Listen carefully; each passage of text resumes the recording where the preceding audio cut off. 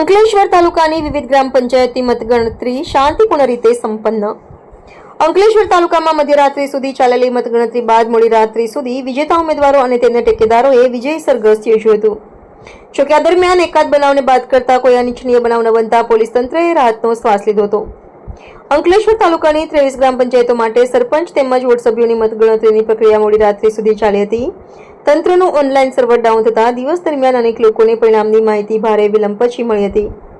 આમે બેલેટ પેપરની ગણતરીની પ્રક્રિયા સ્વાભાવિક વિલંબ થશે તેવી સંભાવના હતી જ અંકલેશ્વર તાલુકાની વિવિધ ગ્રામ પંચાયતોની મતગણતરી સવારે 9 વાગ્યાથી EN જીનવાલા હાઈસ્કૂલ ખાતે શરૂ થઈ હતી. સવારથી જ મતગણતરી સ્થળ બહાર મોટી સંખ્યામાં ઉમેદવારોના સમર્થકો ઉમટી પડ્યા હતા.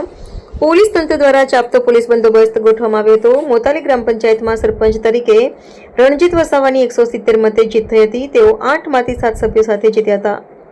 માટીયાલ ગ્રામ પંચાયતમાં સરપંચ પદે મહિપતસિંહ ડોડિયાની સભ્યો સાથે 679 મતે જીત થઈ હતી. માંડવા ગ્રામ પંચાયતમાં સરપંચ નવીન પટેલ 911 મતો.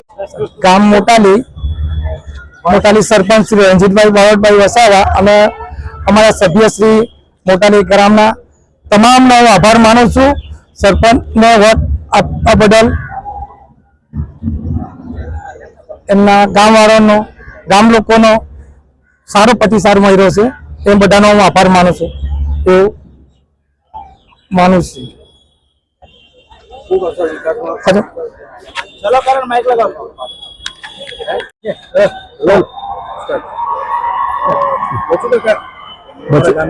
ગામ ધનપુરિયા, મારું નામ બચુભાઈ નાથુભાઈ પટેલ, સરપંચના ઉમેદવાર તરીકે ઉમેદવારી કરી હતી અને આજે જે અમારા 4 સભ્ય વત્તા 1 સરપંચ તરીકે હું પોતે ગામ લોકોએ જે વિશ્વાસ મૂક્યો એને હું અભિનંદન આપું છું. 67 મતથી લીડ મારી છે. હું અઝીમા ઇબ્રાહિમ માંજરા જૂના દીવા ગામમાં સરપંચ તરીકે ઉમેદવારી કરી હતી. આજરોજ મારી જીત થઈ છે અને હું જૂના દીવા ગામના તમામ હિન્દુ મુસ્લિમ એકતા માટે હું એમને આભાર વ્યક્ત કરું છું. અને આ આઝાદી પછી 78મા વર્ષે લઘુમતી સમાજના સરપંચ મળ્યા છે જૂના દીવા ગામને. Thank you. 237 તમામ સભ્યોની જીત થઈ છે? ના, મારા 3 સભ્ય હતા, એમાંથી 4 હતા, એક બિનહરીફ, 2 વિજેતા થયા અને 1ની હાર થઈ છે. સામે 2 અલગ અલગ પેનલ હતી. સરપંચ પદ ઉમેદવાર ગત 22/6 જે ચૂંટણી આવી હતી તેમાં અમારી પાર્ટી ટાઈગર ટી એકતા પેનલે ભાગ લીધો હતો. જેમાં અમારા 10 આજે ભવ્ય વિજય થયો છે. 8 સભ્યો અમારા વિજય થયા છે. હું ગામ લોકોનો આભાર માનું છું, મારા દોસ્તો, બુઝુર્ગો, વડીલો સૌનો આભાર માનું છું. અને આવનારા સમયમાં ટાઈગર ટી એકતા પેનલ જોડીને અમે ગામ માટે ઘણા કામ કરીશું, સારા કામો કરીશું અને હંમેશા ગામ લોકોને જોડે રાખીશું. દરેક કોમના હોય, દરેક સભ્ય અમારી સાથે રહેશે, દરેક વ્યક્તિ અમારી સાથે રહેશે એ અમારી આશા છે અને ઈચ્છા છે. 1184 સરપંચ પદના ઉમેદવાર વિજય થયા છે અને અમારા સભ્યો પણ ઘણી સારી એવી બહુમતીથી વિજય થયા છે.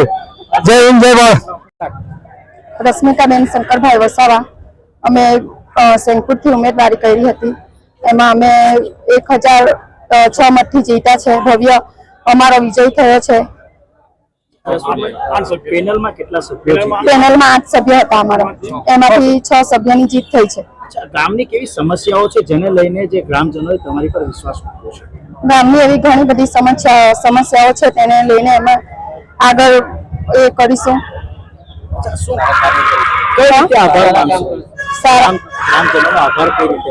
ગ્રામજનોનો તો ખૂબ ખૂબ આભાર. અમારા જે વડીલો છે એમનો બી, અમારા જુવાનિયાઓ છે એમનો બી બહુ જ ખૂબ ખૂબ આભાર હું માનું છું.